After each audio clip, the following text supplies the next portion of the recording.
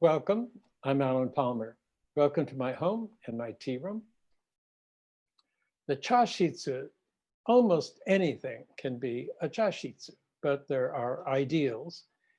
And the ideal, at least according to Sendo Rikyu, our great ancestor, many generations ago, he had very strong ideas about what the tea room should be. And he was inspired, I'm sure, by Ginkakuji. The Togudo is the building where the tea room, the yojohan, the 4.5 mat room, dojinsai. So dojinsai is the name of the yojohan tea room, the 4.5 mat. It's in a building called the Togudo, and the Togudo is on the grounds of Ginkakuji. Jishoji is its more proper name. It was the home and villa of Ashikaga Yoshimasa. Lots of details, but yojohan. The yojohan, yo is 4, jo is tatami, really, we would say mat, and then han is half. So 4 tatami, half. It was always with a half mat in the center. I'm sure there's going to be some thoughts on, well, the tea room, we know the tea room to be a little bit different. The half mat by the host's entrance when we're using the furo. We are still using the furo now. In a few weeks, we will be opening up the row, except in my neighborhood in Boston area, we have had frosts, but we are still in the 8th moon. We had a leap year. We had an extra 4th moon. So that means the famous tea house of the August moon was last week. That was the famous Meigetsu, the Mangetsu, the famous August moon, but it doesn't happen in August, it happens in September. But once the play was a hit on Broadway and a great movie, Tea House of the August Moon is there. It has almost nothing to do with the actual 8th moon. This moon right now, Jugatsu, 10th month, tomorrow is Inoko Day, boar, possessive, rat. And Inoko Mochi, sweets that look a little bit like baby boars, they will be served tomorrow. And that's usually the time when we would open the row, but not this year. Opening of the row is going to be in later November. Check your calendars. I know some of you who are Japanese said, oh, my grandmother, my mother used to have this. If you can read Japanese, try to get it. It's really interesting. We're going to have 2 lectures in the 10th month, and at Urasenke during the 10th month, which is the end of the furo season, we put the furo in the center of the dogu tatami, the center. And I'll go into that today. This time, we're using up the last of the tea, the last of the sweets, the last of almost everything, so that when we open the row, it will be a little bit like New Year. New Year's for Chaji, for tea people. I have some sad news for those of you who know, but those of you who don't. We very recently lost Gary Cadwallader in Kyoto. His heart gave out, and he is gone somewhere else, up in a happy place for him. Wonderful person. He sort of took over my position at Urasenke when I left again for Boston, and was sort of shepherd of the Midori Kai. And there are certainly some of you out there who studied with him. A really interesting, very incredible character. Lots of fun. We had some wonderful times together. I will miss him. So, Chashitsu, the Yoritsuke, the place where one gathers and changes into their appropriate garment for the tea room. And in the Yoritsuke is something that may be a clue to what the event is going to be. What's the theme of the tea? So if our gallery will open and we will see the sensu. I've picked a sensu.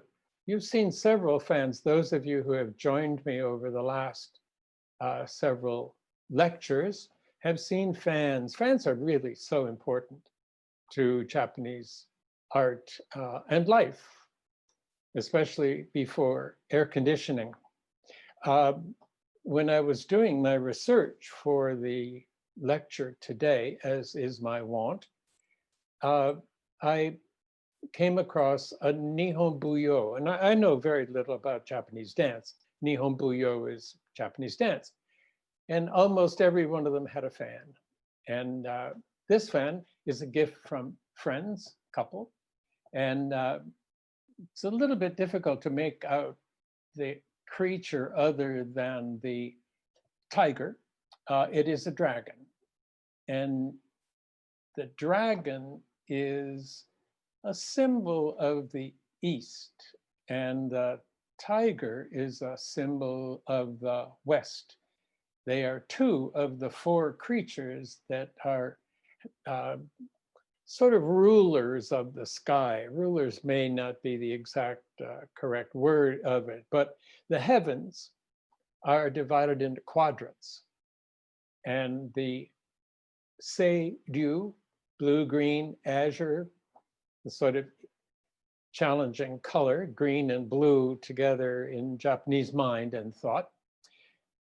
The red bird of the south, the white dragon of the west, and the black warrior in the north. The black warrior is also a turtle or a tortoise. There's conflict there, which is which, and a snake. And that is incredibly complicated, how that came about. Well, the sky is divided into 28 constellations and divided by 4, that's 7, if I'm not mistaken. And in each of these quadrants, there are 7 constellations. Numbers everywhere. The fan is black on this side, the front, and the opposite side, the verso, is white paper. So we have a black and white and in and yo creatures. Which one is in, which one is yo? The tiger is real, so it's in. Anything, thing, in is in, and the dragon is make-believe. At least most people think so. And that is therefore yo, like the mind. The dragon is the symbol of the mind. And there are 33, count them, 33 ribs. This is a fan that you can actually use as a fan. And it's got a nice string that you can hang over your arm. And then into the machiai. And the machiai has a wonderful poem that was given to me when Michael Caine and I had a tea up at Kosanji, up in the northwest of Kyoto. It's where Myoe planted the first tea seeds that he had gotten from Eisai. Michael was a good friend of the abbot and his wife, and she allowed Michael, and I helped him. And the abbot allowed Michael to hang the poem, this poem, not this poem, but the poem written by Myoe. So that was hanging in the Tokonoma when we had the Chaji for some really dear friends, including Mori Sensei. And then the abbess, sorry, she's not the abbess, she's the wife of the abbot. And she wrote copies of the 4 poems. This is the poem for autumn, and Mioe had written a series of 4, and they were mounted as scrolls. And this is the poem that was hung in the Tokonoma. And she made copies, and she made a couple of extras, and this was an extra. And it is read, Aki no yo o fukuyuku sama ni matsu kaze no mini shimu nori no koi o kikitsuru. Please do not be very impressed by that. I've had this for over 40 years and I should know how to read it by now. But perhaps the most interesting aspects, 2 definitely, 3 probably, Aki no yo, autumn is the 3rd season if you're counting, and yo is the 3rd state of the day. So spring, morning, summer, noon, autumn, evening, winter, night. So right off, we have this connection between autumn and the evening. And then Matsukaze, this is written, I don't know a great deal about calligraphy, but this, like many artistic, creative writings, are a little bit difficult to read. And this is combining any number of aspects of calligraphy. Matsukaze, Matsu, you can read it if those you can read kanji, is in the 3rd line from the right, and kaze is written in hiragana. And then mini shimu, nori no, nori no. Nori is the law, and this of course would be the Buddhist law. Nori no koe, voice, o kikitsuru. In the autumn evening, as it gets deeper, the pine wind penetrates my body and the voice of the law is heard. Quite wonderful. We don't hear the matsukaze, we feel it. Really quite wonderful. And then the tobacco bone, and I have made what for me is a rather remarkable discovery. And that is, if time, there we are. I have in my hand that, it's a gourd, and I will show it to you on my, if we can get that going. If we can show it here. It's a bottle gourd, Hisago Hyotan, and I took off the top, and I thought it would actually burn up. It's hardly warm. It's really insulated more than anything. The charcoal is burning, that's quite hot, but the radiating lines, just the other day when I was sort of practicing making my lines, for some reason, I thought about making the lines. What am I doing? I've studied a bit of incense, and when we make a similar ash bed, we bury the charcoal and put a little mica square on top, and then put the incense on top of that so you don't have to burn the incense. You sort of warm it up and it smells wonderful. Well, we drag up the ash to make a kind of volcano or a mountain, and then we have radiating lines. Well, when you drag up the ash, it sort of leaves lines. I was told many years ago when I was just beginning studying at Urasenke, don't make it perfect. Just do it and be done with it. Doing my research, I was seeing if there were any videos about making the ash, and this one person did the most immaculate lines in a very organized smoothing and pressing and smoothing and pressing. Again, I get stuck on good stuff. So let's move on.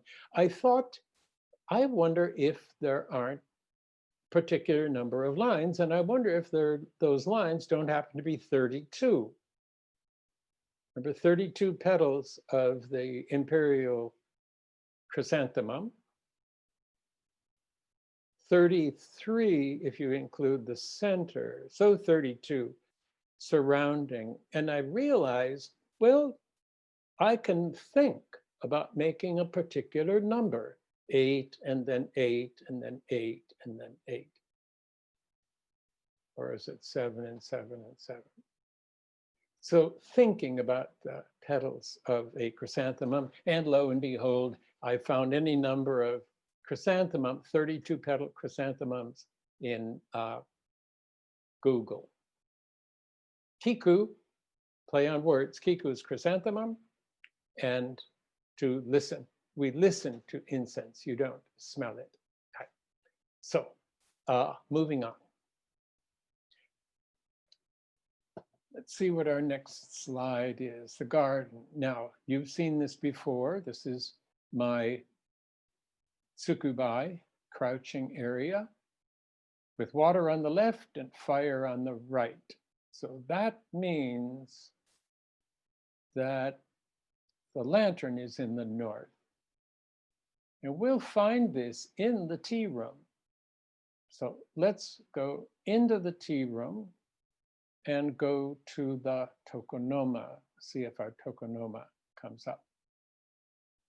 Yes, here's our Tokonoma, seen more or less from the host's side. And we have a picture of Dharma. Well, the artist's concept of what Dharma looks like. And then water on the left and fire in our kogo. Incense goes into the fire, so it's an emblem of symbolic emblem of the fire, just like the bucket of water and the candlestick in the garden. That candlestick also eventually at night or when you need light goes into the Tokonoma where the incense container, that black object there hiding out, so to speak. Well, that sort of presents the concept that the lantern is now replaced by a picture of Dharma. It could be words. Urasenke likes words. They mean lots. Pictures also. This picture of Dharma is probably originally intended to be ready for some priest to write some interesting words on the top. It looks like it's waiting for words. Very modest, crinkly paper, all that. The usuita, the thin rectangle, that black lacquer under the flower vase, the hana ire, it is Danish.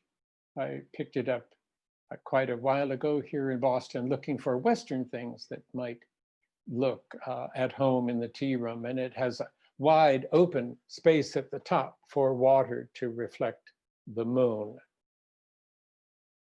And now looking at the Temaisa, let's see what our next picture is. Well, actually, Tanya, if we could go back to the altar, sorry, just for a quick stop at the Butsudan. And there in the middle, where the lantern was, is the image of Amida, Nyorai. And he's walking, he's coming to get a spirit, hopefully mine one day, and a lotus. He's standing on 2 lotuses because that where a lotus, where he is going to step, a lotus pops up. And the dark figures, the one on the left, that is Seishi, Bosatsu, Bodhisattva, and on the right is Kannon. You can see she's holding her lotus. So she's water and he's fire. So where is north? There's an incense burner there too, right in the middle. And in the Chozubachi, the Tsukuba, the Chozubachi holds water. This incense purifies the air or your mind, and the water purifies your actual physical body. So we have this balance of fire here, incense burning, fire, and then water in the Tsukuba. All balanced very neatly. And so going on we could stop for a moment at Dharma, and maybe you can see the crinkly paper, the ichimonji, the strips at the top and at the bottom, the number ones, because that looks like the number one. I'm beginning to think I look a little more like him all the time. Not like him, but look like him. I have more hair. But he's been with me for quite a long time. I don't know where he comes from. I mean, I bought him at a store, but I don't know if he's Chinese or Japanese. But he's Dharma. He's an Indian, really rather more than that.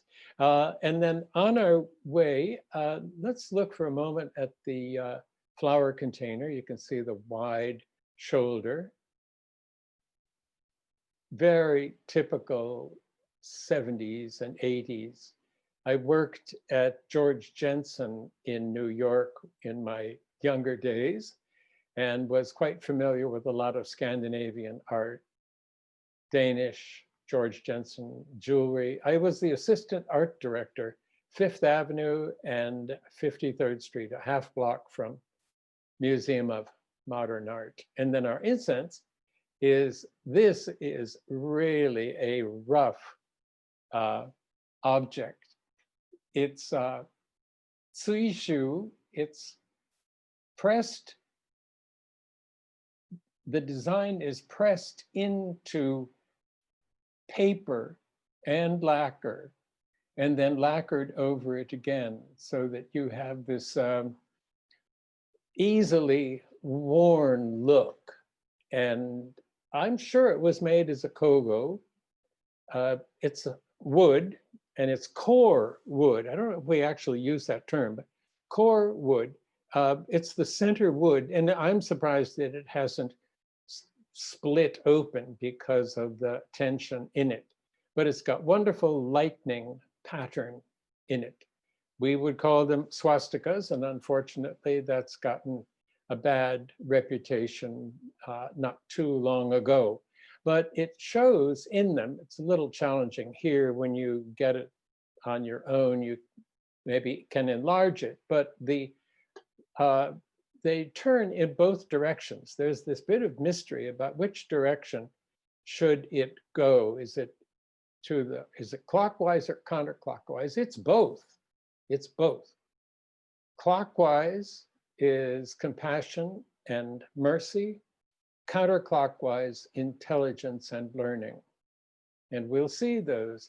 The cloth was, the book was given to me by my classmates when I left Urasenke to come to Boston to teach. I was in with the Gakuen, with the Japanese students. I wish my Japanese were better, but it's got dragons. This is Amadou Kanto, little dragons, and dragons bring lightning and thunder and enlightenment. So this little square of cloth means a great, great deal to me. And going on back to the Tokonoma, but I have it arranged so that we can see what it would look like with implements for a memorial service. And there's my good friend, the lion, the karajishi, incense burner in the middle, and then flowers on the left in probably a sake bottle that has the ginger aoi, the aoi flower and leaves, the wild ginger that's the emblem of several shrines, including Kamigamo Jinja, the upper Kamo shrine, and a candlestick, which is taken directly from my altar, the Buddhist altar. So as we move on, we can take a quick stop, hear a growl from the Karajishi. He's really quite wonderful. He's a Shino, and made by Mai Kawadenko. And then a close-up picture of the implements. The board was made by Tom Hucker, a great buddy of mine who's excellent, extraordinary furniture maker, and has made several pieces that are in the Museum of Fine Arts. and absolutely classic brass candlestick for Buddhist altars, and a interesting shape of candle. The board is moving on. My Tokonoma is a kind of mix of this and that. I would like to get a board one day, but it's the appropriate size, at least in my mind. But I have toms and have had Tom's longboard, the Nagaita of French walnut. And it's curious measurements because I didn't know how big it should be. And it's 32 by 13 inches. So some of my measurements are in inches. And now let's look at the temaiza set up for Nakaoki. And it is Nakaoki. It's in the middle of the tatami. And I discovered something when I was measuring things yet again, measuring. The distance between the board, and the board is 9 by 9.5 sun kane jaku, a little bit under a foot. And these are kyo tatami, and the kyo tatami are measured with kujira jaku. So it's 25 kujira. And you won't believe this, or maybe you will. The distance between the edge of the board and the edge of the tatami on all four sides is 8.8 sun kujira. So we have two measurements going here. We have kane and kujira. I didn't believe it. When you set up the furo on the board in a regular, normal temai, not nakaoki, it's 16 tatami spaces from the kinin tatami, the adjoining tatami, to the front of the board. Jurokume, 16 tatami spaces. Well, tatami differ. These are kyo tatami, and they're very fine tatami. So the igusa, the surface, is beautifully, wonderfully made. And they are specific. And Juroku me, 16 tatami spaces, is 7.8 sun kanejaku. Plus the hedi, and the hedi is 1 sun, so it's 8.8 sun kanejaku. It's still jurokume, but only if it's good kyo tatami, or good tatami, meaning as fine a surface as ordinary people can get.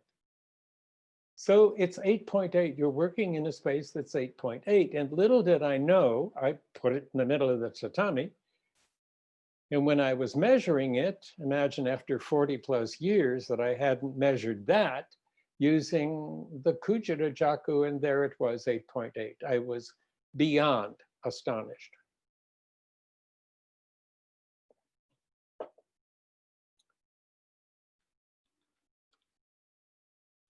Next image is during temai.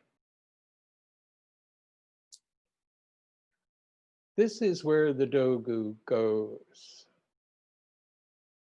There are questions about it. The chaide is a little off its original place, but the original place is the same place in usual, ordinary, regular furo temai. The center of the chaide would be 7 sun kane from the center line of the tatami. If you have regular medium size Kyoto tatami, they are 3 shaku kane. And the chaide center is 7 sun from the center line of the tatami and 8 sun to the tatami edge. In other words, 7 and 8 make 15.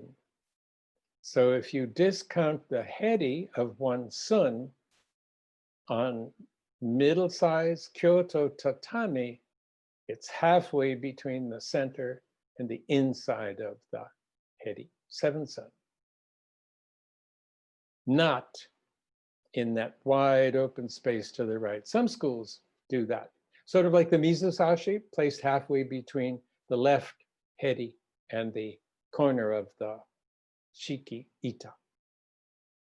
The lid goes right in front. I fought that for years. Must be a different place. If things are in the right location, 8.8 sun kujira from the host's knee line to the board, if the board is 9 by 9, 5, it'll fit. This board is 9.5 on all sides. Not everything is as it should be, but the kama lid is right in front of the Mizusashi. The Mizusashi is from Old Sturbridge Village in Massachusetts. We have two recreation colonial villages. The most famous one is in Plymouth. And the second one, I guess in Sturbridge, they would think they're the most famous, but Old Sturbridge Village has craftsmen as well. And there was a potter working there and he made this. And I learned the hard way that don't keep liquids in it overnight because it will seep. This is probably meant for grains or something, but really, when I saw it, I thought this would be ideal for Naka-oki Temai. So we're going to make a quick stop back at the Tsukuba and the altar and see the parallels between them. So our next, here's back. There's our water on the left. And our candlestick, the chaide, remember, is symbolic of the sun. And the sun is the great Yo. And in the altar, we have Kannon on the right, but she's water.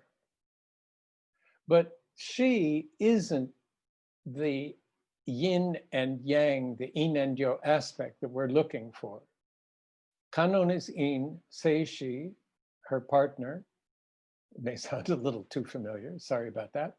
And they have in front of them, each one has a candlestick and each one has a vase of, those are leaves, those are eternal leaves, they're camellia leaves.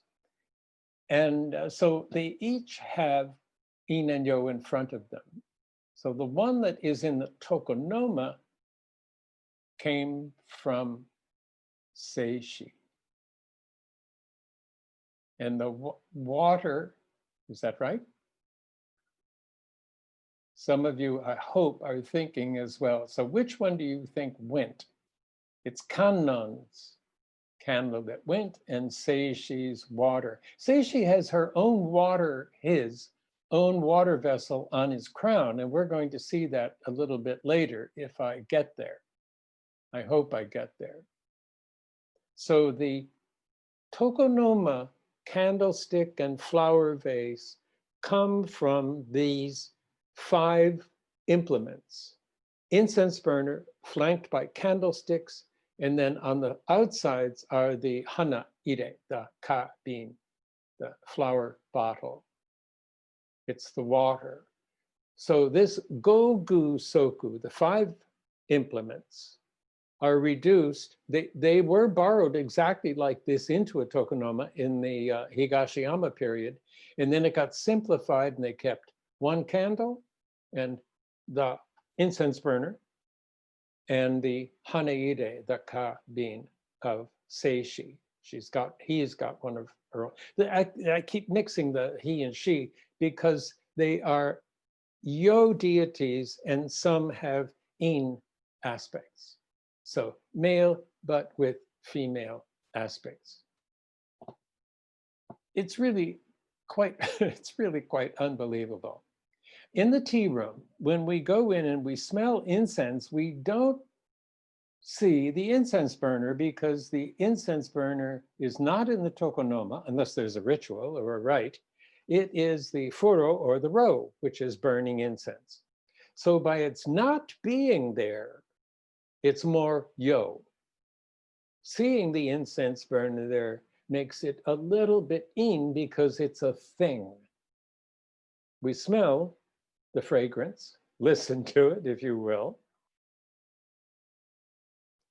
Really quite remarkable how somebody came up with all this. Well, let's see what's next and see if you see what I'm going to see. There it is. That's a wonderful chaide from Takatori. It's quite robust. It's a little bit larger than many. And halfway down, there is what is called the do himo, the body thread or cord or string. And I think a lot of people have no idea what that line is. What is that line? And someone came up with the idea, well, in China, where these come from, they don't know how to make a top, they don't know how to make a sphere like this, an altered shape. They don't know how to do that. So they make the top and they make the bottom and put them together. Well, which is, I won't say what I think it is, but it's nonsense. If anybody can make a single jar-like container with a small mouth, it's the Chinese. This is Japanese, but modeled on a Chinese example. That line is meant to be the top and the bottom, but from reliquaries that were made of stone. And the reliquary specifically is containing those relics of the Buddha. And there's writing on the outside. But it is a top and a bottom, but it comes from a stone object. And that top is a complete top. It has some fiddly stuff up at the top. But to the right of the chaide is the head of Seishi. And there is the suibyo, the water bottle, on his crown. Kannon has, my figure of Kannon has lost it, was a tiny figure of Amida. And Amida is quite yo, and the water vessel is in. But see, now there are many, many, many different styles of suibyo, water jars. And it's containing something like water, but it's Amrita. This is the elixir of life. Sanskrit, elixir of life. In Japanese, it's called kanro, sweet dew. I was looking for a good example that looked a little bit like a chaide, because I believe this is the source of one of the sources for the chaide. And I thought, well, let me see what kanons. I knew that, not kannon, Seishi had a little vessel, and the ornament, I did not break it off. It came this way.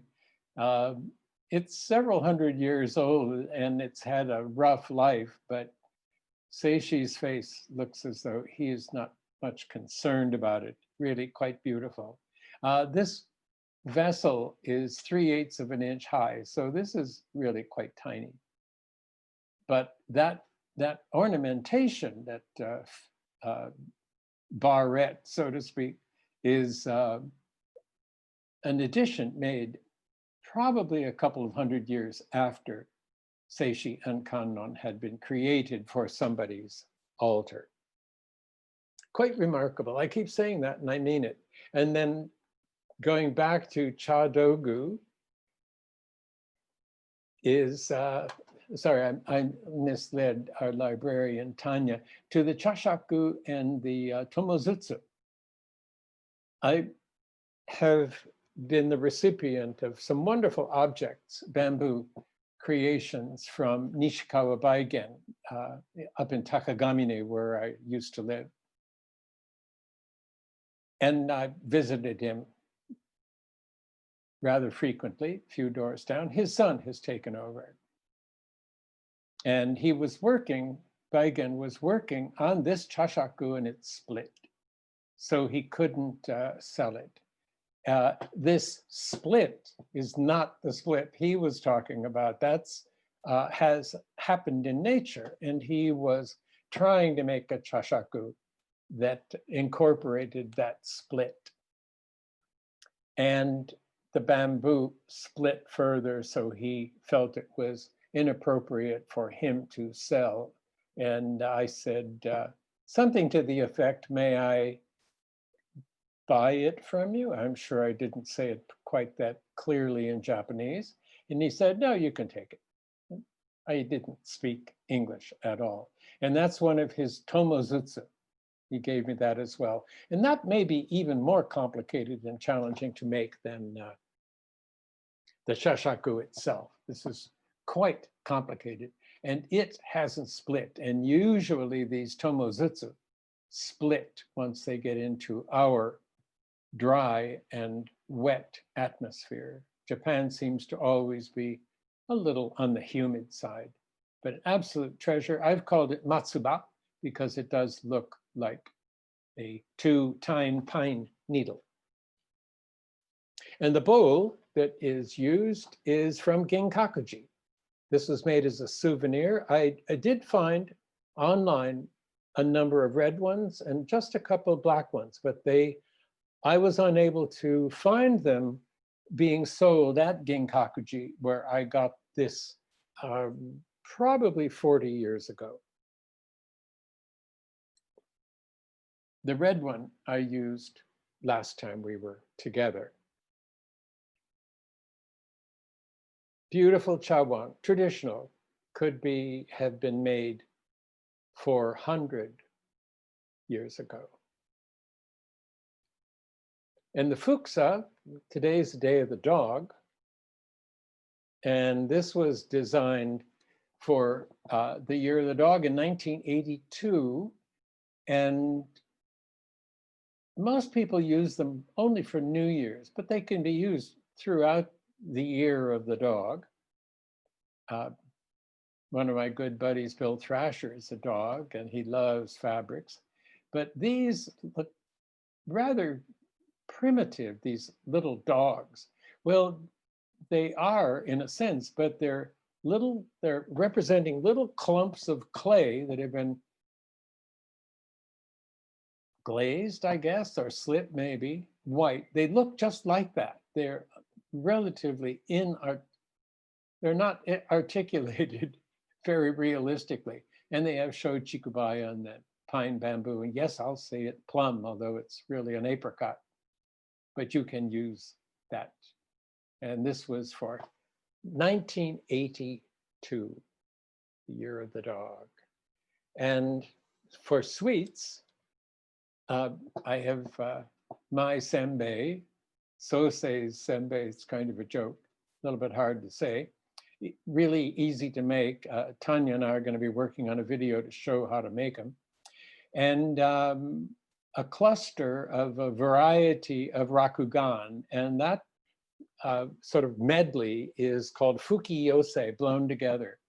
And they can be different. In the 10th month, we can have the sweets left over from the year. But of course, the Japanese want to get a fresh new batch of a variety. Some medleys will include pine needles made of sugar and pine cones and all sorts of fun things. That five-sided emma is a replica of a scarecrow, not the creature, but a device. And it's a wooden, like an emma, just that form. And then loosely attached are little pieces of bamboo, and they're tied onto strings, and they blow in the wind, and they bounce up and down in the wind, and the little bamboo pieces make clacky noises, banging against the wood to scare the crows away. absolutely wonderful. And they've got black sesame seeds in them. So it's kind of a fun device. The tray, slightly oval because it's old, and it has a crack. I don't mind at all. And the black kuzu leaves, this is kudzu or kuzu, and it did have, and a couple do retain it, little gold lines of the veining, but most of it's worn off. I bought some things at Kitano's flea market and market. They sell new things, plants, all sorts of wonderful things, and antiques. And often quite reasonable, but since the gaijin discovered it many decades ago, the prices tend to be a little bit high. But I bought some things, I don't remember what they were, and Oba-chan, the little old lady, probably younger than I am now, gave it to me for sabi's service, sabi's, because I bought some things. So she gave it to me. And that, of course, sticks in my mind, and what I purchased from her doesn't. Memories of that sweet lady. I remember when I was up where the Olympics had been up in Nagano, and went to the great temple there. And there was an old woman sitting there, again, my age-ish now. And she was selling little trinkets and things sitting on the floor. And I was there for my 60th year, a few years ago. And I asked her how long she had been there. And she said, more than 60 years. And moving on to our tea container, great for the 10th month. We can have things that have had a little bit of a rough life. This has lost its gloss. And I'm always slightly amused when students try to align the black marking on it to the bottom, but they don't. The top was enameled. Am I saying the right word? Something like that. But it's got little chrysanthemums etched and gilded on the inside. This comes from a nest of 3. There's a smaller one that's good for chabako, and an even smaller one that is for incense or anything that you want to put in them. The bowl, the Usacha Chawan, has an amazing history. In, let me get the date right, in 1979, John McGee, Christy Bartlett, Michael Kane, several others, Ron, Nato, we were all making tea at the Japan House Gallery for a major event that took place in various towns, cities, called Japan Today. And it was the modern arts, so to speak, of Japan. And we served tea 3-4 times a day. We had maybe 30 people, well, let's say about 20 around a tea house that can be put up and taken down. And we did that for several months. And there were about 30 bowls so that we didn't have to keep using a few bowls. And so 2 broke. And Michael Kane, who left us many years ago, didn't like broken things, but he rescued these and had them repaired in Kyoto. And he and Christy had them in San Francisco at Urasenke. And when he was going to New York to be teaching in New York, Christy staying in San Francisco, he wanted me to have this bowl. And so it's a real treasure for me because he didn't like broken things and had it fixed.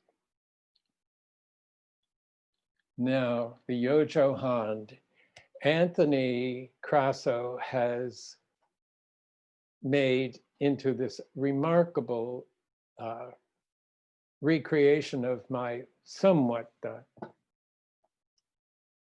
less than perfect drawing. So much is going on here. Let me try to be simple.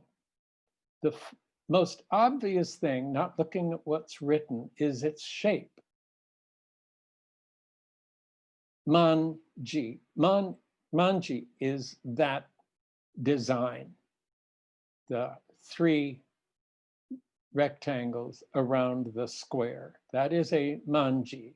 If you like to call it that, call it that. And you can see that it is, if it were turning, it would be going counterclockwise. This room is the Dojin-sai, but modeled on the Dojin-sai. This is Rikyu's design, really, but modeled after the Dojin-sai, which is in the building of Togudo. And it has an 8-mat room where there is a shrine, an altar to Amida. So this whole building was intended as a study and worship hall for Amida. And Amida, the figure of Amida, which I don't have, has a manji on his chest. And it goes the other way. This is counterclockwise, intelligence, study, learning. And the manji on his chest, really in front of his heart, is mercy and compassion, going the other way. There was never a row originally in Dojin-sai, but Rikyu and others put a row right in the middle of the room. In the middle of the room, if that were a hearth in the middle of the room, it's inappropriate in the Higashiyama period for Yoshimasa to be having a sunken hearth for tea. Tea was served in this room originally, along with incense and flowers and other connoisseurship. Tea was made in the adjoining room to the left. In the world of Chanoyu, now that half mat is removed, the long tatami, lower left and bottom, that's turned and cover over the row, and another half mat is put in front of the sadoguchi, the door, which is lower left. Now, some interesting stuff too. In the upper right-hand corner, that post is the start of spring. The east wall, you see, is spring and east. Oop, there's Seiryu, that's our dragon. And at the lower right post is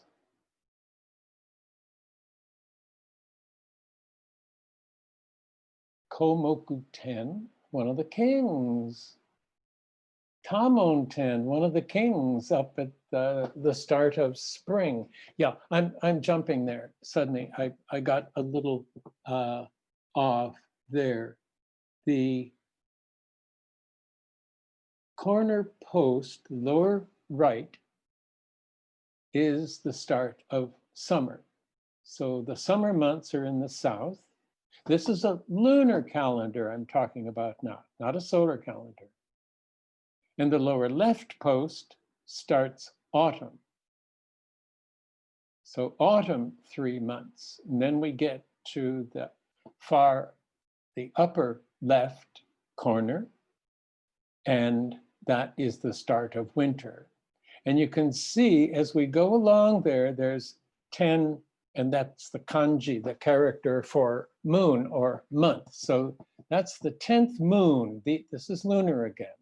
And then the 11th, and then the 12th. So let's start again at spring. We have the first moon, second, third of spring, and then 4, 5, 6 of summer, 7, 8, 9, autumn, and 10, 11, 12. Well, if Anthony has followed my request to find days. Now this tatami is middle-size kyo tatami, so it's 30 sun.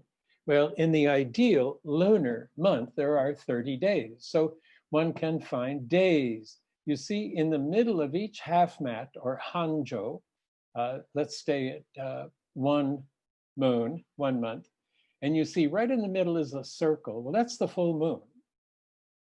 And full moon is on the 15th day.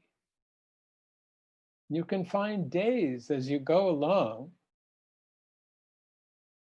And so let's see if we can find some dates. The Buddha was born on the 8th day of the 4th moon. Well, that's right in the middle of the Nijiri Guchi. So we enter the tea room on Buddha's birthday. Happy birthday. You can have fun with this, I hope. Going to the 7th month, Tanabata. Well, what is Tanabata? Tanabata is the 7th day of the 7th moon. That's the star festival, the lovers. Well, it's more than that. It's the purification ceremony ritual for the full moon, which is Obon. Tanabata is a purification rite for Obon, and it's a full moon.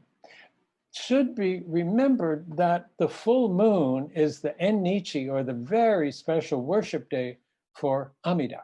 Amida is the full moon. Amida is infinite light, not the moon. He's more the sun than the moon. But his Ennichi, his special day, is the 15th, the full moon.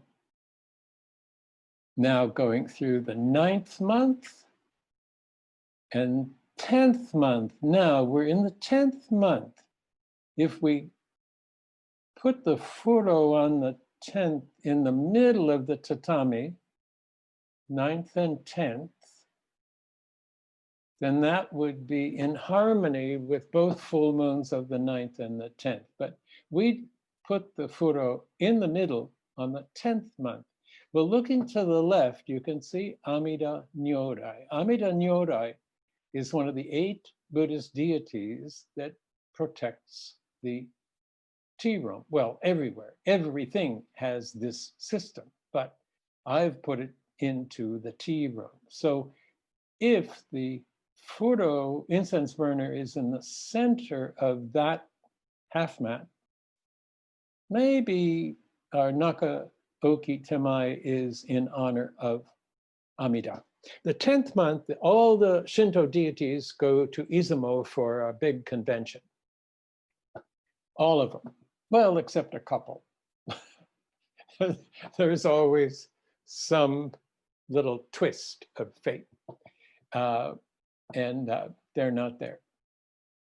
But, and this took me many years to figure out, the Hotoke, the Buddhist deities, they stay where they were.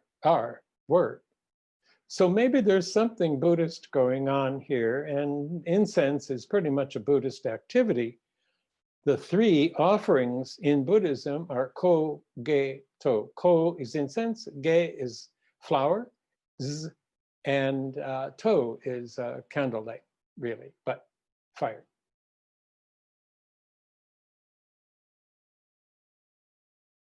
Right. So going on to the, oh, there's Kannon. Kannon, that's her area, and the Tokonoma post may have something to do with Kannon. That's where a teacher sits, right in front of the Tokobashira.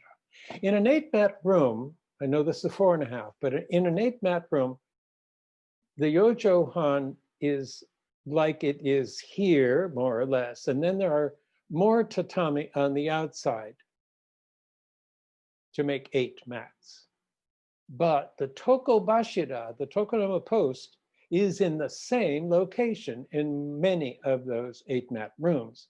When in tea, we can play a rite, we might call it a game, very serious game, a ritual, a rite of kagetsu. And we begin in the 8-mat room, but come down to a 4.5-mat room. And there's our Tokonoma, and Sensei is sitting right in front of the Tokonoma, doing 1,000 tasks like the 1,000-handed kannon. Now, 12th month, what happened in the 12th month? Buddha's enlightenment was on the 8th day. So if we find the 8th day and go back into the Tokonoma, we have the hook for hanging the scroll of enlightenment. I'm not making this up.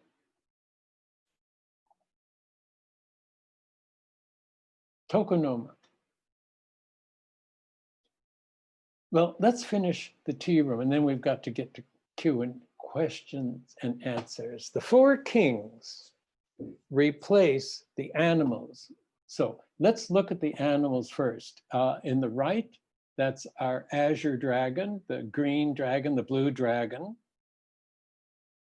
And then there's our green dragon. This is from an ancient quartet of designs. That's the green dragon, and it's in the east. And then we get to the south, and that is the red bird, the Suzaku. Pretty fancy, a few legs and a few tails. It's called the sparrow, the red sparrow, but the character in old China was any small bird. Well, this Suzaku is in the south of the imperial palace grounds and is the name of the gate that is the gate to the imperial palace grounds. And it's also the source of the main north-south avenue in the city of Kyoto, as well as capitals in China, Nara. That main avenue is called the Suzaku Oji. It's the main avenue, but it starts at the imperial palace grounds. That gate, the Suzaku Mon. And then going to the west, we have the Byakko, the white tiger. The white tiger, I'm a tiger. And then we get to the north, and we have the Genbu, the black warrior. But the black warrior is a later name for Genbu. This is so complicated and I can't get into it because it's so elaborate. But it's a turtle and a snake, and that has a tremendous history. Well, that is in the far north. And there's Bishamonten. Now, Bishamonten is one of the 4 kings. He also has another name of Tamonten. But Bishamonten, Bi means help or assist or aid or care for, probably. Shamon, sand gate. Shamon is the title, as it were, of the 4 kings, the Shamon, the sand gate. And it is in part the source of Shaman, Shamon, sand gate. Sand gate, what's the meaning of that? The Buddha said that he would have followers that exceeded the number of sands of the Ganges River. So maybe it comes from that. But Bishamon's other name is Tamonten, and I think he's probably connected to the far right corner, the start of spring, even though he is in the north. But in Buddhist altar arrangements, the 4 kings can't be at north, south, east, and west. They have to be moved so that they are at the corners. And Tamonten, Bishamonten sometimes, is at that far right corner. And then the near right corner is the 2nd king, and that is Jikokuten, the holder of the country. These are enormously important deities that I think, myself included, don't know all that much about until I began my study.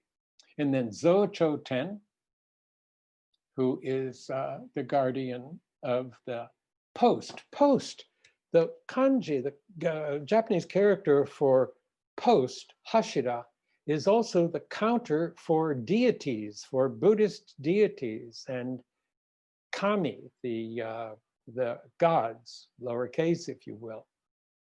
And then the next, who is the guardian king of the West, is Komoku-ten, wide eyes. Ten is a kanji that means heaven, but in Japanese and in Buddhism, it refers to an Indian deva. These four kings, five if you count Bishamonten, deva is a lowercase god, if you will. And so in Japanese, Bishamonten no, they would often add the kanji for king at the end. But in practice, they usually would just say Bishamonten, Tamonten. The Consul General Hikihara, when he was here in Boston at the consulate, visited me, and he said an easy way to remember them in sequence is Jizo Kota, Jikoku-ten, Ji, Zo-Cho-ten, Zo, Komoku-ten, Ko, and then Ta, Tamon-ten, Jizo Kota. And it sounds like a phrase, Jizo bought it, Kota, bought it, Jizo Kota. So if you can remember to start at the right, Jizo Kota. So they replaced the animals, the four creatures. And I'm quite in the belief that they are the posts, independent of the Buddhist deities, the bodhisattvas that we looked at the last time, of Kannon and Seishi. You see, they're there. Kannon at the Tokobashira, Seishi in the middle of the bottom, and there's Amida over in the left, just like the altar, and the guests are off here in the east, looking toward the west, toward Amida's paradise. And Kannon is to the right, with her vase, her water vessel, holding the Amrita, the elixir of life, the Kanro, and Kannon. Right? When you enter for Chaji, the guests, the temporary seat is right at Seishi. No one should sit at Seishi's place. And if you look again at the Bosatsu, there are Bosatsu Kannon, Kokuzo Bosatsu, maybe the Shokaku, maybe, then Monju, Fugen, and Seishi. And the representative of Seishi moves and sits along the eastern wall facing west, the western paradise. Now, in the Tokonoma, what's going on there?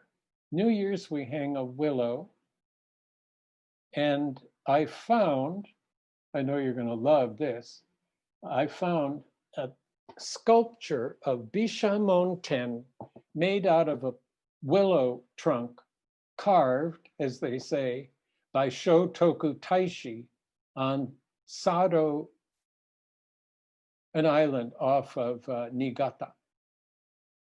Suddenly I forgot the name of it. So the willow branch associated with Kannon, Kannon standing right near me, my lamp is Kannon, a willow Kannon, and she's got the willow draped over her right shoulder, and she's holding her suibyo containing the Amrita, the Kanno.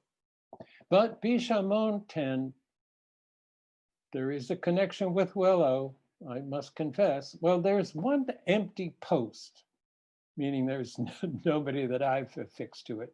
But I think that's probably the Ki-mon demon, the demon, who's actually a protector. There are demon tiles on roofs and things like that.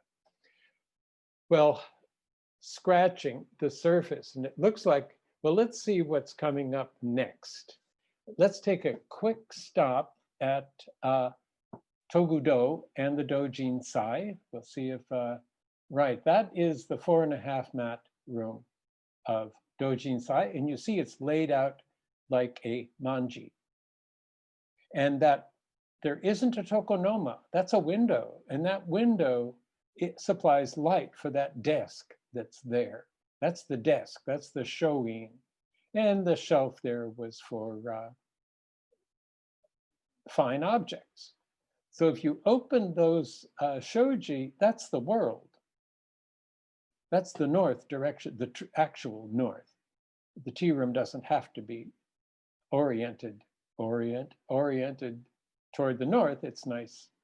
Rikyu's Yojohan created by Sotan, that has the tokonoma in the north. But there was no displaying of a scroll in a tokonoma. That didn't exist. The scroll was laid out on the desk and it was read, the sutras and such. And then the plan, the floor plan, this is what drove me into the atmosphere. I've divided up in the upper right, in the northeast, which is where it should be, is the Dojin Sai, and it's 9 mats, just like a mandala of the 9 squares. To the left of it is a 6-mat room, but it has 12 hanjo. My math is bad. Here's our 8-mat room, but those are hanjo. So Naga Yojo to the right, lower right.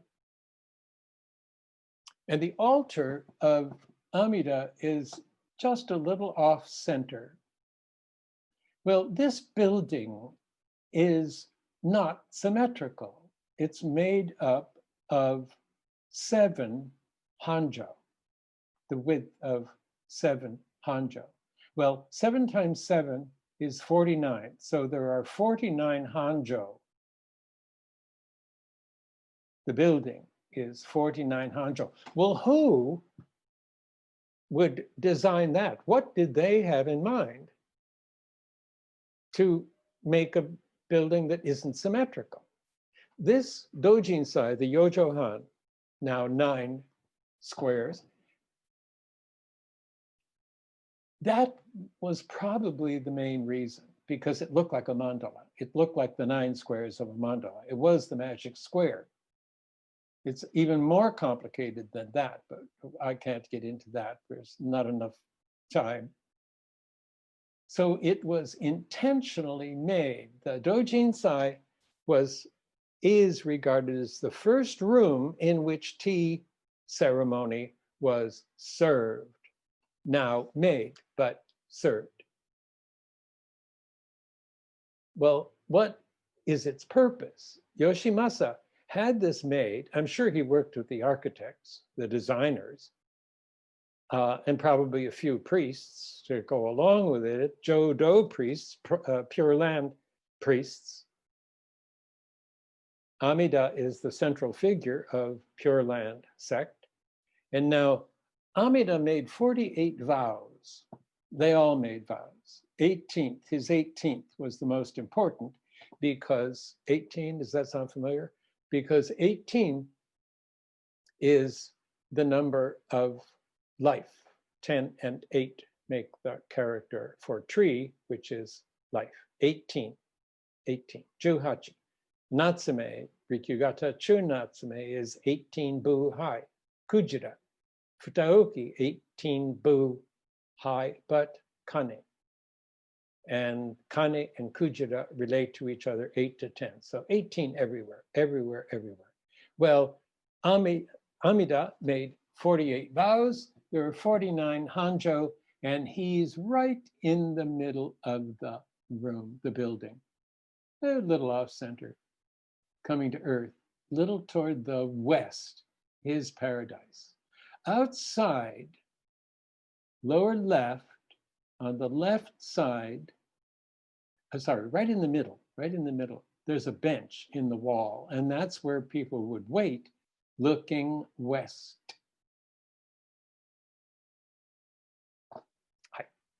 Onward, and let's see. Well, very quickly, here is in the time of Furo, this is an oil lamp, and it's called the Red Sparrow, well, the Sparrow oil lamp, Suzume Gawara. And Rikyu liked it. There's Rikyu behind it. And the Red Sparrow is the southern quadrant of the heavens, and also the main gate, main southern gate to the imperial palace grounds. So I'm quite sure that Rikyu intended this red raku lamp with its 7 wicks. And how many constellations in each quadrant? 7. So maybe each wick represents one of the constellations. Food for thought. But the Teishu picks up the Hishaku, does the mirror gesture, and no longer is facing north, truly is, but metaphorically sits in the north facing south, and the lantern, the oil lamp, is there to prove that it is in the south. And going on to our next picture, there is such a controversy over the meaning of tankei, K. Tan means short, K is believed to be a device from Chinese, ancient China, a wooden device that keeps a bow bent. There's the bow to the right. Keep it bent. Well, it isn't that at all, I think. I think somewhere it got lost in the translation. That device, that happens to be black lacquer, is holding up a bow. And this is from a Boys' Day decoration. So it's a small one. The big ones, you know, Japanese bows are, I don't know, 8, 9, 10. Don Seckler needs to fill me in how tall they are. So this is a short one, and I'm sure it borrowed. Look, it's exactly the same thing. Well, the box on the lamp is a box. You can put a container of oil inside to replenish the lamp. Food for thought. And then one quick stop at Bishamonten. This it was sent from China, and it was in the Rashomon when the main gate of the city of Heian, Kyo, when it was built, China sent this image of Bishamonten. And he was put up in the second story of the Rashomon gate, which no longer exists. The image, this is, as I said, Bishamonten. This figure is now in the Toji, the Eastern Temple, a few blocks away from where the Rashomon, yes, the Rashomon of the movie. And he is standing on the hands of Earth God with 2 earth demons that are called Jaki. I know it's just rife with puns. And again, this is just touching the surface. I hesitated on putting the next picture in, but Tanya and Anthony thought it was fun. And Bishamonten is one of the Shichifukujin, and this is my little group of the Shichifukujin, and Tamonten would be lost in the Rashomon gate, even if it existed. He's the top middle figure. These are bigger than a grain of rice, but that is a Kanejaku there. So they're just about as big as the Suibyo on Seishi's head, and a little basket to put them in. Completely adorable. And then we're going to have to whiz through this. So our kings our kings, right? That's Tamonten to the right. The upper right. That's Tamonten because he's holding the treasure tower on his right hand, whereas Bishamonten holds it on his left hand. And if you remember, he was holding the pagoda on his left hand. And here's Jizo, sorry, not Jizo, Jikoku Ten, lower right. These are the earliest figures of the Shitenno, the four heaven gods. And they are great, great, important treasures at Ryo. Sorry, I'm getting a little overwhelmed by the names coming out here. In Nara, the oldest wooden, oh, no, sorry, that isn't, yes, it is the oldest wooden building in the world, is housing the oldest figures. Again, these are from China, of the four kings. And I think that might be our last. Let's see if Tanya's got what she's got in her slide cabinet here. Good. The photo on the floor. I don't think we have time for this. We'll do it next time. But that was the slideshow. I'm a little breathless. Maybe it's time for tea and some questions, Anthony. So I hope some of you found that intriguing as at least somewhere to start. This is 40 plus years of delving into it. And just a couple of days ago, yesterday, found out something new and exciting, which I'll share if we have time. So I'm going to go get my bowl of tea and have my sweet. And Anthony, you can get questions ready, and I'll be right back. Okay, thank you. So if anybody has questions, please send them to me in a message, and I will give those to Allan Sensei. If you'd like to, you are welcome to come on and ask the question yourself. Oh.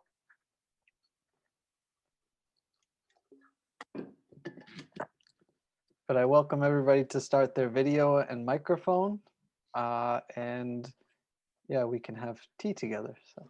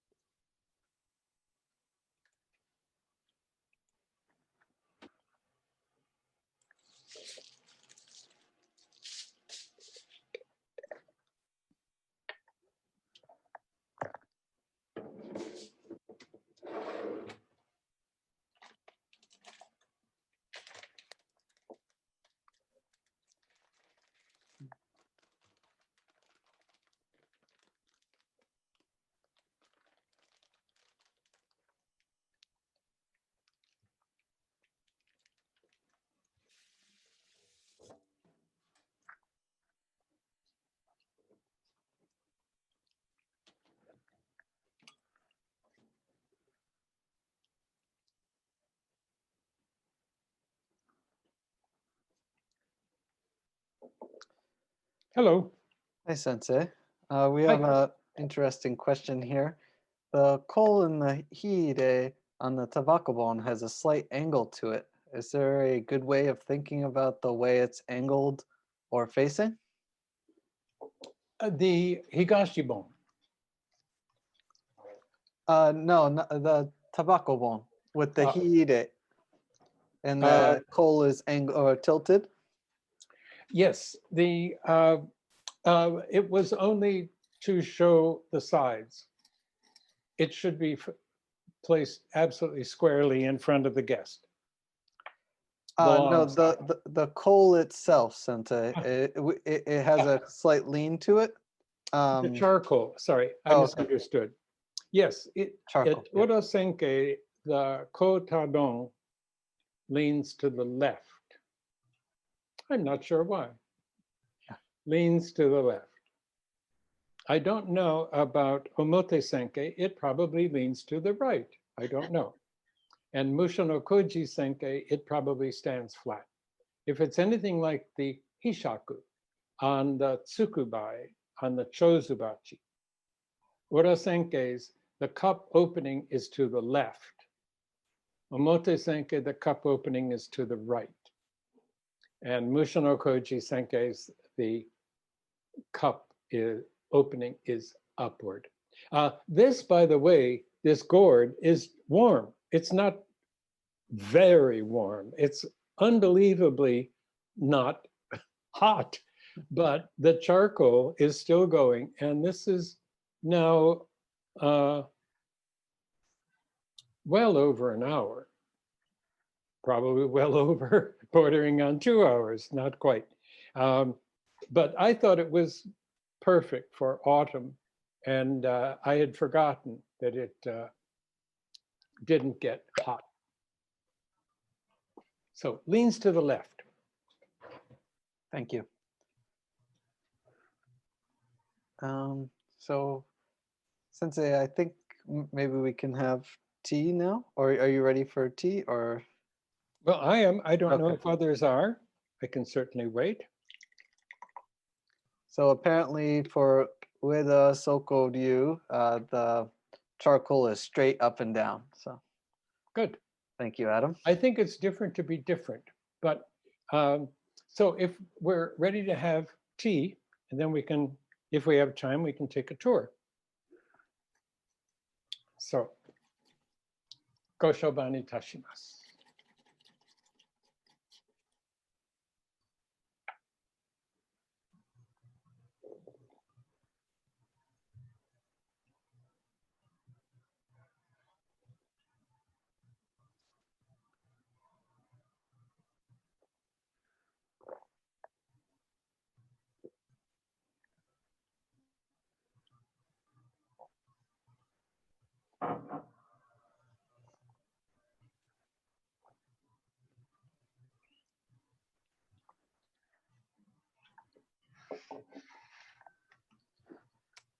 And Sensei, if you want to do a tour or if you want to talk about the frog, I guess that's up to you. Well, if there are questions, I'm sure that there are minds out there that are wondering, where does this stuff come from?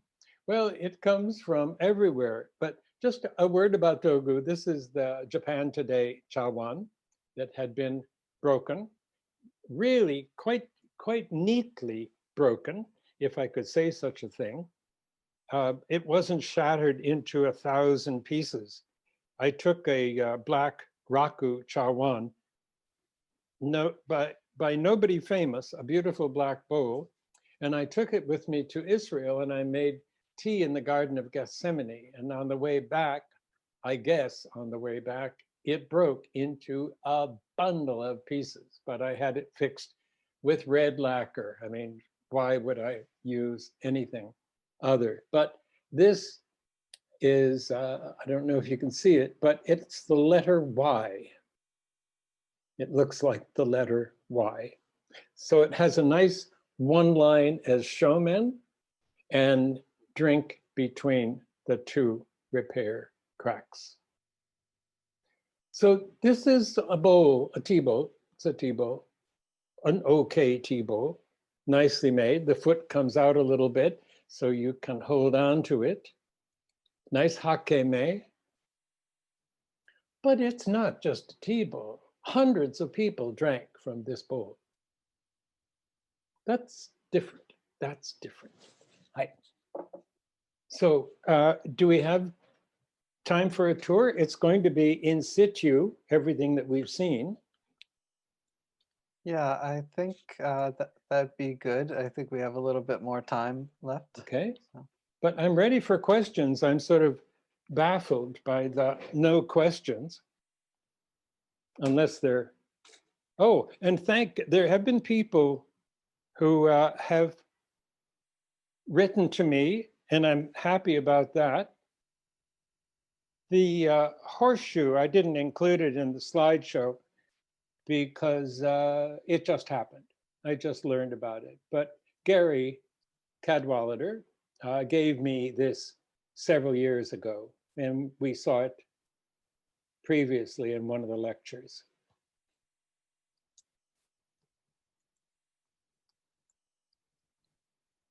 I thought you were talking, this is the tray that the little lady at Kitano gave me as service.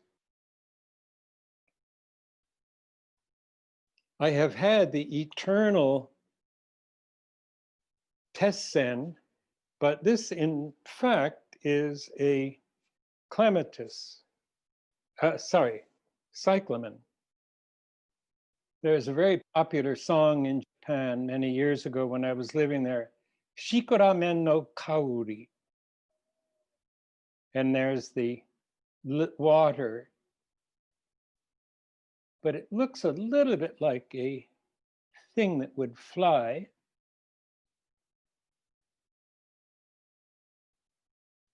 The lightning going in both directions. Lightning.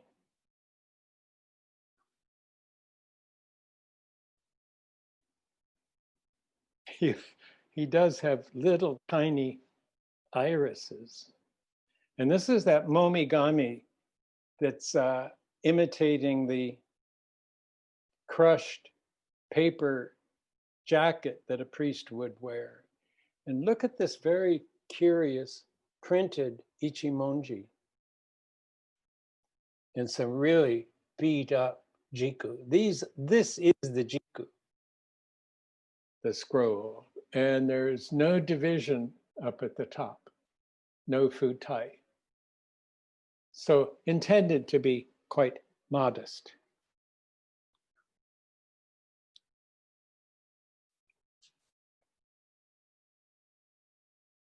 I forgot to include the support, so it's showing my shaky. And also, when you set this up for the row, let me move the teshoku. When the row is open and here, the light from the wicks will cast a shadow, and that shadow should darken only the rodan, the supporting foundation underneath. Just cover that completely. So this can vary somewhat back and forth, near and far, but this goes here. Usually for a row, but it certainly can be in furo. There's our ginkakuji bowl. And we can get a little closer view of the Cha-Chaku. You see it has a fushi in the, well, somewhat near the middle, and one at the end. Does sort of look like matsuba. You see the split? That happened, and he didn't want to sell it. Felt he couldn't sell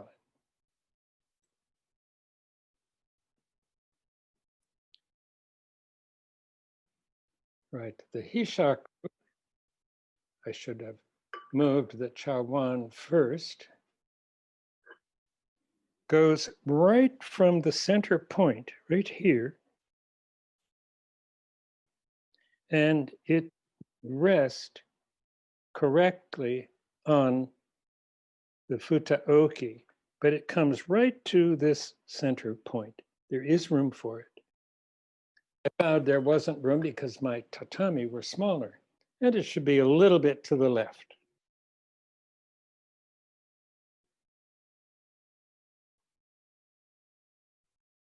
Right. Always leave a little extra space here for a futaoki in certain row temai.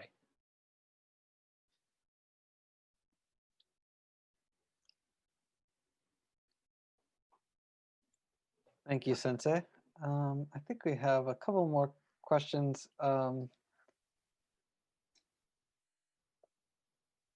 Philip, I see you're finishing your tea, but if you'd like to come on audio, would you care to ask your question? Sure, that's just fine. Can you hear me? I can. All right, fantastic. Allan Sensei, thank you again for a fascinating lecture. To whom am I speaking? This is Philip Hafferty. Oh, Philip, hello. Hello. We've Sensei. not met in person, but yes. Anthony and I came to your tea room once, maybe 3 or 4 years ago, but it has been quite a while. Yes. Well, blame it on a brain that's aging. Well, you've met so many people. One person at one time is. It is true, and I can't even Yes. tell you some of the tales that I could, but won't tell. Oh yes, I was at your home and so forth. Yes. So, what's your question? All right. So our thoughts. I'm trying to dig something up from my memory that you mentioned in a past lecture. So please correct me if I'm misremembering.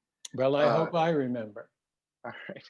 So we have the host and the guest possesses the tobacco bone. So that means that he is the master of fire. Correct. And the host has the furo or the kama, which means that he is master of water. Correct. And so in that situation, that would mean that the tokonoma is north because the water is to the left and fire is to the right. Correct. So that makes the jiku north. North. So in an ideal situation, if we were to design a gyakugate yojohan, do you think it would be best for the tokonoma to be to the south? Or does the kimon prevail for a chashitsu, do you think? Yeah, it's a challenge, really, on so many levels, because happily, no one so far has mentioned too much about the row. What do we do about the row? Because it's all the other way, so to speak. Mm-hmm. The original arrangement, I will get to the question if I don't forget. The original temai was furo and what we would now call gyakugate. Exactly the way it is now, but a mirror image of it. So the furo was on the right. And at times, when they opened the row, when they created the row, those of you who practice row gyakugate know that there's some rather strange, not strange, somewhat awkward movements. And we see things, the guest sees things that probably shouldn't be seen. Not that they're rude or crude or anything. So I think the creation of the row contributed to the reversing of everything, including the arrangement of the furo now on the left and Mizusashi on the right. So when we do row, the kama, the old temple kama, is now on the right and water's on the left. So that's echoing the original, what we now call gyakugate, reverse. So now, okay, thank you. Once you know what something is and what it means, you can do anything with it. Even though it's reversed or opposite or a smaller size or a larger size. It's ideal. You understand, you know it's ideal, and you put your mind into the truth of it, not what it actually is. This is the flaming jewel, the little jewel inside, and others are going to be concerned. I haven't opened this one, but the little ground cherry is right there. That's the tomatillo in the smaller form. Right. So once you understand that this is a symbol of the flaming jewel, the jewel of the wish-granting jewel. The jewel inside flaming, it's combined fire and water, which exists only in theory. Hot water, you, is undifferentiated yin and yang. It's water that's hot, so it's in that is yo. And that's metaphorically the flaming jewel, the wish-granting jewel, the whole Jew, the treasure jewel, gem, right? So please tell me again your question. You're muted if you're talking. Oh. Sorry, thank you. Since, I mean, you stated that basically once you know the origins of the elements, you can do whatever you wish with them. I guess that's within reason. One, yes. So if you were having a Gyakugate tea room, you know, the kimon is still going to be from the northeast, which is going to be the ideal location for the Tokonoma. But if you're doing Gyakugate, are you still going to want to respect the water and fire relationship between the host and guest when thinking about which way is north? Which way is up? Geza doko, quite often we have a tea complex here in the Boston area at Showa Joshi Daigaku. And they have a Yojohan and a Naga Yojo Mizuya area, wonderful area, and then a Hachijo. And that Hachijo has a Geza doko, which means that the Tokonoma post is on the right side of the opening, whereas the Yojohan is on the left side of the opening of the alcove. So that post, the Tokobashira in the Hachijo, is on the right side, and near it, and consider that as a kind of water source.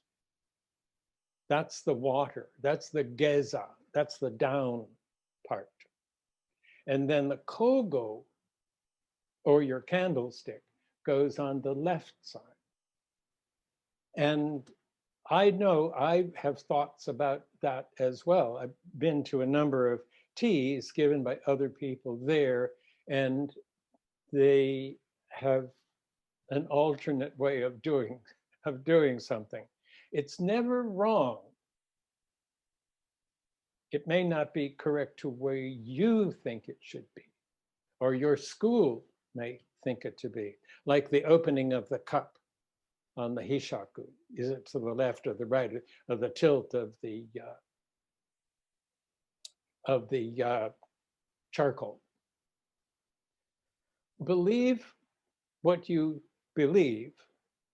And if somebody, I can remember having, which was an argument, so to speak, of why you couldn't use an ashtray for a tea bowl. Of course you can. But as Mori sensei would say, kimachi wari, that's a bad feeling. Something that gives you a bad feeling, avoid it if you can. But unless you're the teacher, don't teach. Going into a tea, you know, that should be over there. Well, that's what you believe, and you believe it. Last time, there was a question about feng shui. In Japanese, it's fu sui, which I almost never heard in Japan, at least I didn't know, where to put things correctly. And I know, Anthony, how's our time? We're a little bit over at this point. Okay. The showmen, I'll show. Right. This is an incense burner, probably Korean, and it's metal. And it has 3 feet. And which is shomen. And depending on where you look, that could be shomen. Tanya, can you dredge up the photo on the floor? In feng shui, the coin frog, they're gold and they have coins, one in the mouth, fixed, can't get it out. And I guess every Chinese person needs to have one of these frogs. Well, it's a three-legged frog. It's got a coin in its mouth. It has two legs forward and one leg behind. It's got a big open mouth. If you want to catch money, if you want to keep money, then the coin's in the mouth and the lips are closed. Do frogs have lips? Called Kermit or something. So you put your frog in a treasure corner where there are no windows, never on the floor, always on some sort of riser, a board perhaps, and don't have the mouth directed exactly toward the door. Have it slightly off to the side. That is our treasure frog. And the coin may be the mai kawarake in the front, but not in the mouth, inside. You know, we've got treasure.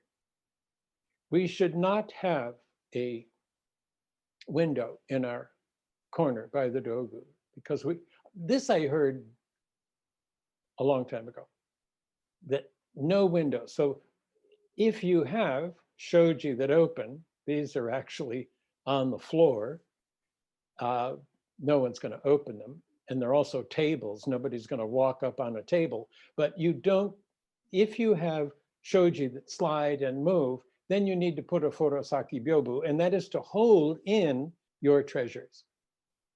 And it was yesterday that I was reading, or the day before, about frogs and keeping money. And in Japanese, the word for a frog is kairu. And kairu sounds like return. So the coin frog is zeni kairu, money returns. I'm absolutely convinced that that's our treasure frog. Oda Nobunaga had a Chinese incense burner in the shape of a three-legged crow. That three-legged, the crow pops up, the three-legged frog.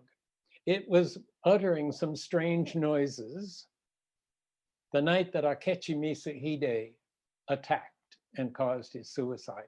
This is the Chinese bronze three-legged incense burner. Not a coin, not a coin bank, but piggy bank. I'll have to look that up. But this is Oda Nobunaga's three-legged incense burner. Our photo is bronze. My photo is bronze. It's got three legs and it's got a coin inside, maybe a circle. Well, Sensei, I'm glad we got a chance to share this. I thought this was very interesting. Well, this is new. This is yesterday new. And I'm absolutely convinced of it. And then as I was trying to get to sleep last night, I thought, are you going completely out of your mind? Or, well, just sleep on it and see if it works. I can come up with these relationships. And in a day or two, if it doesn't work, in my mind, it doesn't work. It may eventually, but no. Well, maybe we can stop sharing and go to gallery view. Maybe some people have turned off their cameras by now, but Sensei, arigatou gozaimashita. Thank you. Thank you. Thank you, everyone, for coming.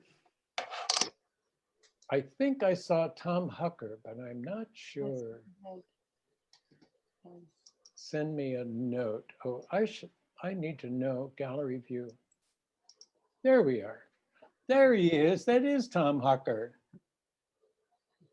You're wearing my shirt Hello. too. I have a shirt just like that I had on earlier today. Yeah. Very good. Thank you. Wonderful, wonderful to see you all. I'm so happy you joined me. Next time, I think it's going to be the Tsukuba and the Roji. But there's some cha dogu I think I need to share with you. So I'm not sure exactly what yet, but I'm learning every single day. And it's really because of Anthony and Tanya for getting me here. I have no idea what the technicals are, but they do. And I have to study to refresh my memory.